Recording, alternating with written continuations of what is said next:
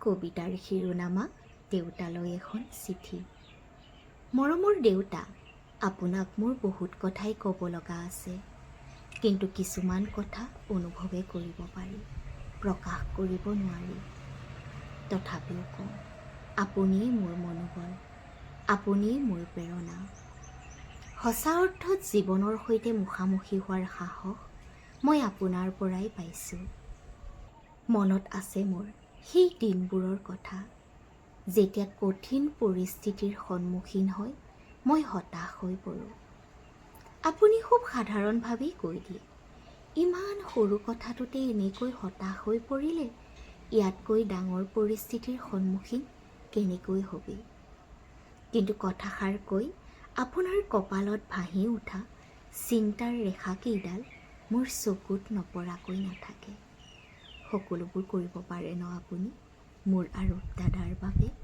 অথচ কম অশান্তি দিওঁনে মই আপোনাক?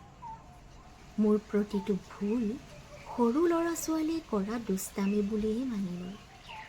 মায়ে খং কৰিলে ওলোটাই মাকহে গালি পাৰে। হুলস্থুল ভাল নোপোৱা মানুহজনে আকৌ কয়, মই অকণমান হুলস্থুল নকৰিলে ঘৰখন ঘৰ যেনেই নালাগে। মই বহুত ভাগ্যৱান জানে, কাৰণ মই আপোনাৰ ছোৱালী।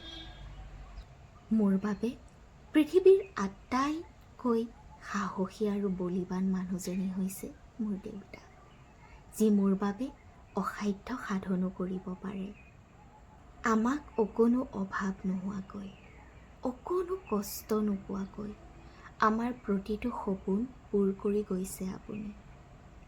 জীৱনৰ কোনো পৰিস্থিতিতেই হাৰ মনা নাই, কেতিয়াও ভাগৰুৱাও অনুভৱ কৰা নাই।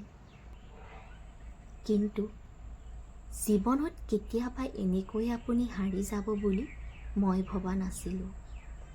শাৰীৰিকভাৱে অসুস্থ হ'লেও মই জানিছিলোঁ আপোনাৰ মনৰ জোৰ আছিল।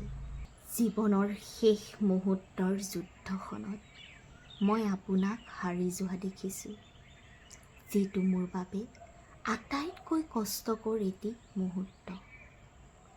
জীৱনৰ কঠিনতকৈও কঠিন পৰিস্থিতিৰ সন্মুখীন হ'বলৈ মোৰ ভয় নাছিল, কাৰণ আপোনাৰ সাহস মোৰ লগত আছিল। এতিয়া কোনোবাটো মুহূৰ্তত সঁচাই বৰ হতাশ হৈ পৰোঁ দেউতা।